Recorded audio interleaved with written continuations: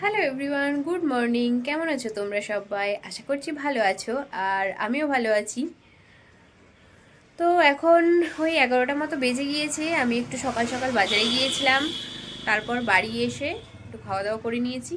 আর এখন ভাবছি, এই যে দেখতে পাচ্ছ এই জায়গাটা, এটা পুরো নোংরা হয়ে আছে। তো এইটা এখন আমি পরিষ্কার করে নেব, যেহেতু একদম রাস্তার দিকে বাড়ি, তো সেই জন্য প্রচণ্ড পরিমাণে ধুলো পড়ে। তো এই জন্য আজকে এই জায়গাটা একটু পরিষ্কার করব। এ পুরো এইখান দিয়ে একদম ধুলো আসে, তো সেই জন্য জায়গাটা প্রচুর নোংরা হয়ে যায়। তো দেখি জায়গাটা পরিষ্কার করে নিই। চলো তোমাদেরকে একটু দেখাই বাজার থেকে কি কি নিয়ে আসলাম। জিনিসপত্রগুলো এগুলো নিয়ে এসেছি, গুছিয়ে টুছিয়ে রাখলাম একটুখানি। আর খাওয়া দাওয়া তো হয়েই গিয়েছে, তো এখন কাজে লেগে পড়েছি। এখানে যে বিছানা চাদরটা আছে সেটা একটু চেঞ্জ করে নেব, আর পুরো ঘরটা একটু ঝুল হয়েছে, তো সেগুলো একটু ভালো করে ঝেড়ে ঝুড়ে পরিষ্কার করে নেব। যেহেতু একদমই রাস্তার পাশে, সেই জন্য খুব বেশি পরিমাণেই নোংরা হয়, মানে সপ্তাহে ধরো 2 দিন পরিষ্কার করলে তারপরেই আবার নোংরা হয়ে যায়।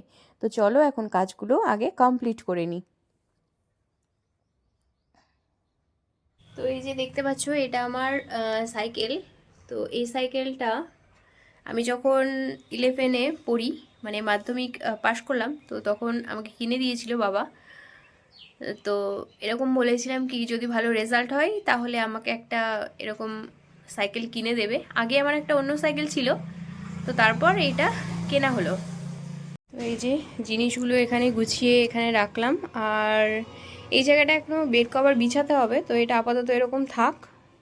এবার এই যে এই জায়গাটা একটুখানি গুছিয়ে নিই। এর মধ্যে অনেক কিছু জিনিসপত্র রয়েছে, তো সেগুলো সব বার করে করে এক জায়গায় গুছিয়ে রাখতে হবে আমাকে। মানে মেনলি আমি ওই আলমারিটা খালি করতে চাইছি, তো দেখি। আর এই যে ফ্রকটা তোমরা দেখতে পাচ্ছ, এটা কিন্তু পুরোটাই হাতে বানানো। লাল আর কালো উল দিয়ে পুরোটাই হাতে বানিয়ে দিয়েছিল আমার মাসি। তো জিনিসটা খুবই সুন্দর, তো সেই জন্য এটাকে আর আমি নষ্ট করিনি, রেখে দিয়েছি। মধ্যে রয়েছে গাদাখানিক আর জিনিসপত্র। এইগুলো দেখতে পাচ্ছ, তার মধ্যে এইগুলো এই যে সব তোমাদের সুটকেসের দেখাই, মধ্যে রাখা ছিল। এর মধ্যে থেকে আমি একটা জিনিস পেয়েছি, দেখো তোমাদের দেখাচ্ছি। এই শাড়িটা যখন আমি 11-এ পড়তাম তখন স্কুলে পরে যেতাম। একটা চুড়িদারও ছিল। আর এই রেনকোটটা তোমরা দেখতে পাচ্ছ, এই রেনকোটটা আমি ক্লাস 7-এ নিয়েছিলাম। তখন সাইকেলে করে যেহেতু স্কুলে যেতাম, তো বৃষ্টি পড়লে ভিজে যেতাম, তো সেই জন্য এই রেনকোটটা তখন কেনা হয়েছিল। এইগুলো আমি এখনও আমার কাছে রেখে দিয়েছি। তো এই যে ঘর গোছানো মোটামুটি কমপ্লিট করে নিয়েছি, আর এই বিছানার চাদরটাও একটু চেঞ্জ করে নিলাম। তো বাইরে এই যে এটা চেঞ্জ করে নিয়েছি, আর এইখানে এইটা একটু টাঙিয়ে দিলাম যাতে ধুলোটা না আসে। বাইরে তো প্রচণ্ড রোদ, তো দেখি উঠোনটা একটু ঝাড়টার দেবো, দিয়ে স্নান করে নেব। কভারটা একটু চেঞ্জ করলাম, এটা নোংরা হয়ে গিয়েছিল। আর এই ঘরটা মোটামুটি একটুখানি গুছিয়ে গাছিয়ে রাখলাম। তো এবার দেখি এই যে এখানে সব, আর আমার এই যে অবস্থা এরকম, আমাকেও এখন স্নান করতে হবে। আর আজকে ভাবছি চুলে শ্যাম্পু করব। তো চলো তার আগে আমি ঘরটা পরিষ্কার করে নিই। স্নান করে চলে এসেছি, আর আমি যে গুড ভাইবসের ক্রিমটা ইউজ করি, তো সেটাই এখন ইউজ করে নিলাম। কমপ্লিট করে চলে এসেছি, আর বিকেলে একটা ইনভিটেশন আছে, তো সেই জন্য জামা কাপড়গুলো বার করে রেখে দেয়। যেহেতু 3:30-র সময় যাওয়ার কথা আছে, মানে আমরা গাড়ি করে যাব, তো সেই জন্য মোটামুটি 2:30 বেজে গিয়েছিল। তো আমি জামা কাপড়গুলো বের করে সব কিছু গুছিয়ে গাছিয়ে রাখলাম, আর তারপর রেডি হতে লেগে যাব।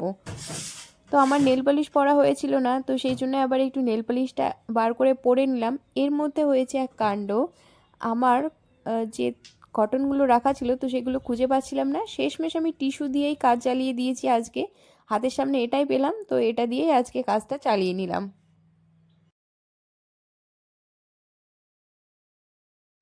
অনুষ্ঠানটা ছিল মহোৎসবে আমার ছোট পিসির বাড়িতে।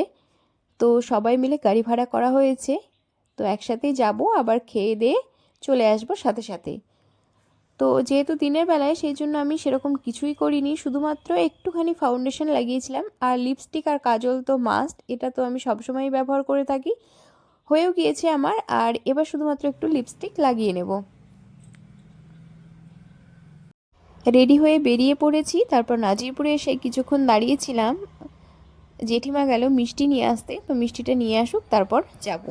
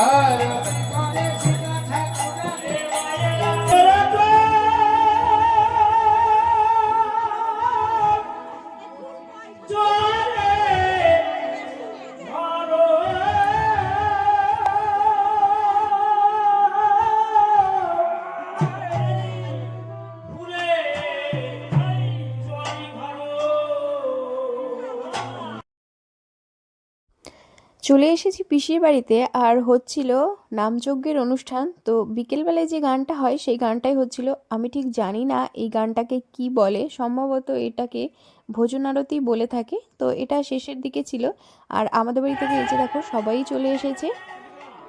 তারপর আমরা কিছুক্ষণ দাঁড়িয়ে এখানে গান শুনলাম, আর তারপরে পিসির ঘরের মধ্যে গিয়ে বসেছিলাম।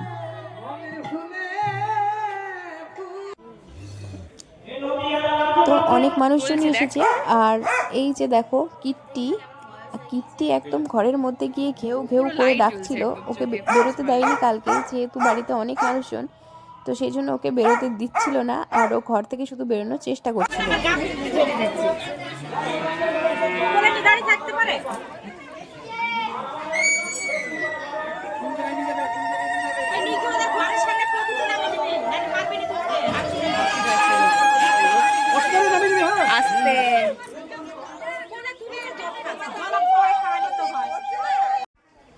যেহেতু অনেকদিন পর সবাই মিলে একসাথে হয়েছে, তাই এখানে অনেক গল্প আলাপ আলোচনা সব চলছিল। আর আমার যে আরও দুটো পিসি রয়েছে, তো তারাও এসেছিল, পিসি এসেছিল, পিসিমশাই এসেছিল। আর তারপর আমরা একটু ভেতরের দিকে যাচ্ছিলাম। আর এই হলো আমাদের বাড়ির 4টে বউ, মানে আমার সমস্ত কাকিমা জেঠিমারা এখানে আছে, আর আমার মা আছে। তারপরে একটু ভেতরের দিকে গেলাম, যে ঠাকুমার অনুষ্ঠান, তো সেই ঠাকুমার কাছে গিয়ে একটু দেখা করে আসলাম, আর যে গিফটটা এনেছিলাম সেটা দিয়ে আসলাম। এখানে সমস্ত রান্না বান্না হয়েছে, আর এখানে রান্নাগুলো সব রেখে দিয়েছে। তো আমরা চলে এসেছি দেখা করতে, আর এসে দেখলাম অনেক পুরনো দিনের এই বাড়িটা। ভেতরে সব দেখো আগেকার দিনের বাড়ি। আর আমার এই সিঁড়িটা ভীষণই পছন্দ হয়েছে, খুব সুন্দর।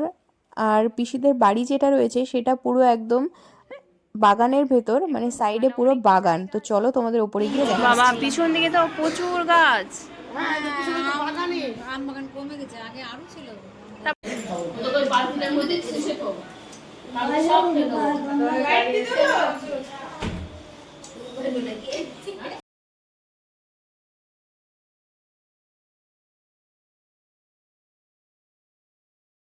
এই যে আমাদের বাড়ির চার রত্ন এটা।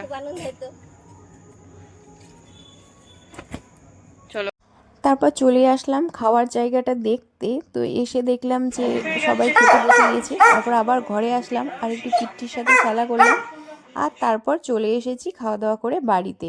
ওই 8টা নাগাদ মতো বাড়িতে চলে এসেছিলাম। তো আজকের ভিডিওটা ছিল এই পর্যন্তই। যদি ভালো লেগে থাকে তাহলে অবশ্যই একটা লাইক, কমেন্ট, শেয়ার আর সাবস্ক্রাইব মাই চ্যানেল। সবাই খুব ভালো থেকো, সুস্থ থেকো আর সাবধানে থেকো। তো চলো আজকের মতো টাটা।